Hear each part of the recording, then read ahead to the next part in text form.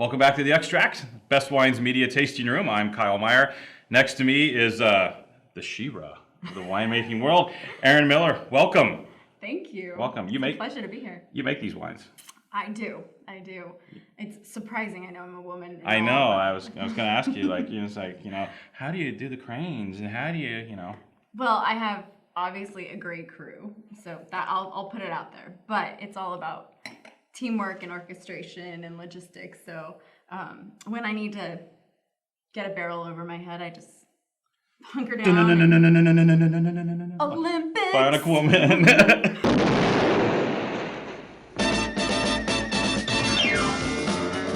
Wonder Woman. No, so it's really I think what differentiates a woman's work in any field is about the creativity with which we have to get things done. So I'm never going to be able to lift a barrel like you lift a barrel.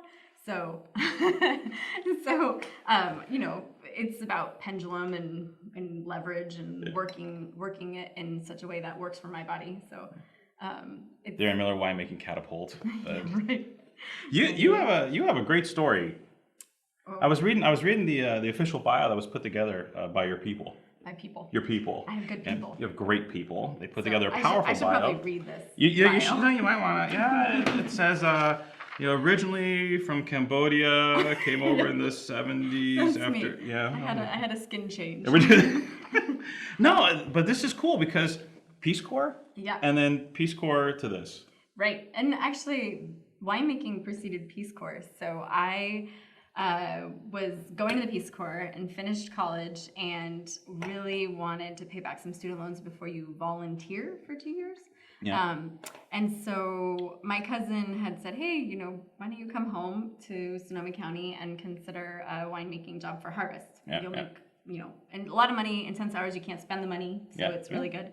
And so I did that in the Napa Valley, and then I worked for a vintage and then went to Peace Corps and came back from Peace Corps and was putting things together about what I really wanted to do next, and knew I wanted to go to graduate school and had loved my time in the Peace Corps. So I worked with natural resource management, plants and agriculture, and then I loved my time in the wine industry where there's the confluence of art and science.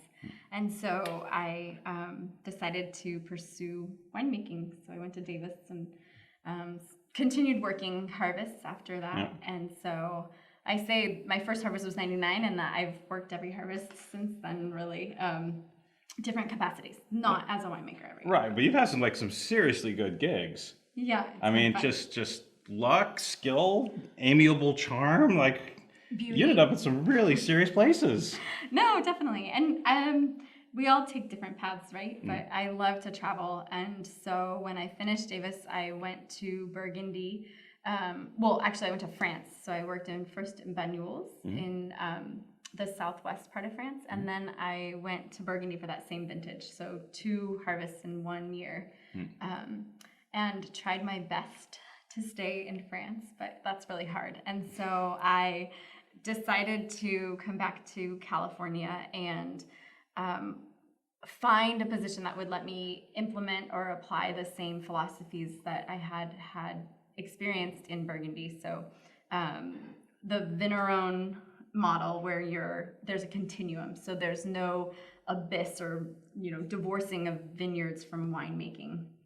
And it's a challenge because that's not the way that we grow grapes or make wine in California. And fortunately was given an opportunity as a viticultural enologist. And then I'm a Pinophile. Yeah. And that sounds terrible in some people who don't know what that means, but I love to work with Pinot. Yeah. But I love Pinot, and so I built my career working on Pinot Noir and Chardonnay. But always from the vineyard end. So right. Site driven. So you work through all these cool spots, making kick butt Pinot Noir, and now you're here, and this is a very cool here. And there's a vineyard out back too. Right. That's That's why I'm here. And you're working for some of the coolest people in the wine business. Absolutely. Known to Duncan's forever. Actually, you're a much nicer interview than they are. So. I don't believe that at all. They're professional interviewers. No, I was kidding.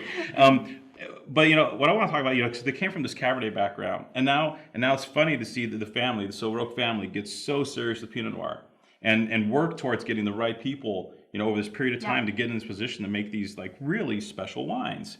Now, when you walked in, how many wines do you do under this Pinot Noir range? Is it like this whole soup zone of things, or is it just, It's actually not that many. I've worked for a couple of different Pinot Noir producers, and I think even some of our neighbors on West Side Road, they make upwards of 20 different labels, and we make 6. And so some people are like, oh my God, 6, that's a lot. But really, there's select vineyard sites in California. So we make 3 vineyard designates, or 3 special vineyard selections, and then 3 AVA wines. Right. And then we make the only white wine in the entire family's portfolio. So it's been really fun. I get a lot of, you get to make the Sauvignon Blanc, and there's a little competition always about what style or what the opinion is. Well, it's your style. Absolutely. Unless you get a phone call. Well, I mean, I turn off the phone, Right. Drop calls all the time. But no, I mean, really, it's about a collaboration of what we want to do. And it's never going to be me coming into the winery and saying, okay, we're going to make a beautiful gooseberry and green Sauvignon Blanc versus honey-driven, luscious. So I say that I try to channel the Sancerre, or the minerality and the drive. Your inner Loire.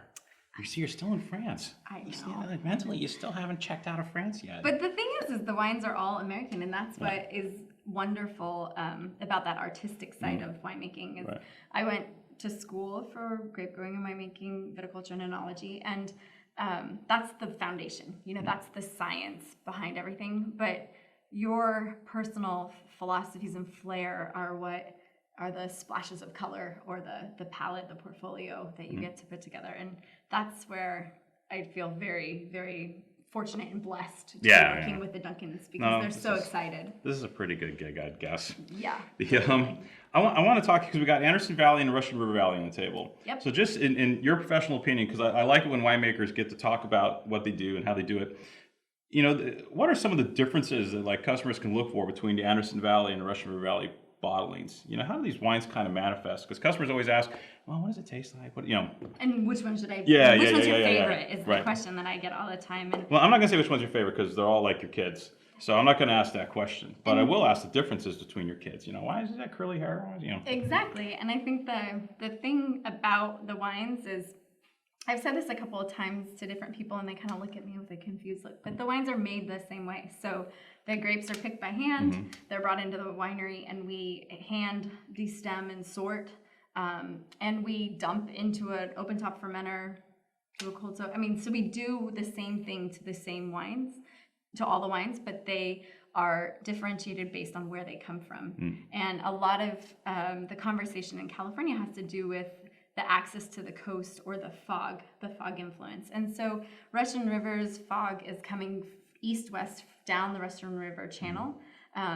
We make an AVA wine, so it's a regional look. So there is some warmer fruit from the Healdsburg Middle Reach area, and then some cooler fruit from out southwest in Forestville. And then the Anderson Valley is a much more rustic, rugged place. And the channel coming from the ocean is on the northwest side. So it's a really different, narrow channel of redwood trees and pretty steep slopes if you get down to it.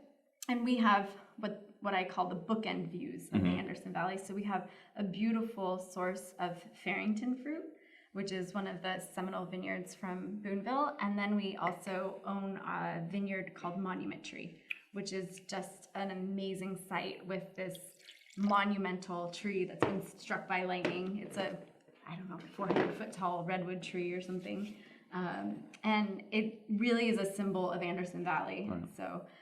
So the rusticity of the topography kind of almost translates into the wines. Exactly. Well, I hope. I hope that's what you find too, because that's what, for me, Russian River is more south, and the way that the fog comes in cools from the west to the east.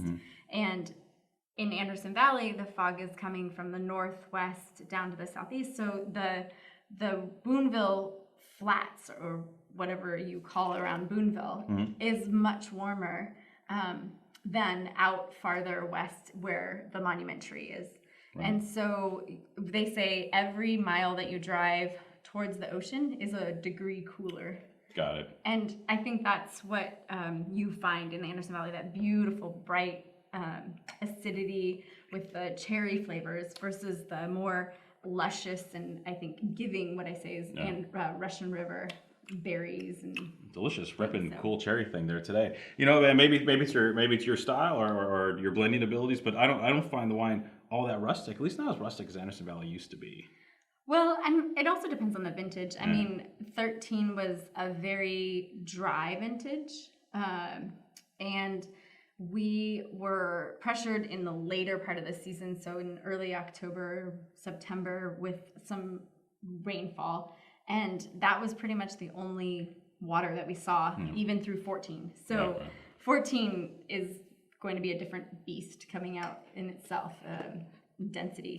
So the vintage effect, I mean, I would never want to mask that or mark that. And so trying to keep the wines in balance with the oak, trying to keep the wines in balance with the acid and the alcohol, so that they're about the table, they're about the food and the friendship and who we get to bring to the table. So these are entirely balanced enough for me, madame. These are awesome. Wow, I'm impressed. Erin, thank you. Thanks. This was very cool. Did you get all that? Anderson Valley, Russian River, Sauvignon Blanc, Loire Valley, France, save the world, and drink some wine. And drink some wine. Erin, thanks for coming. That was cool. Cheers. Bye.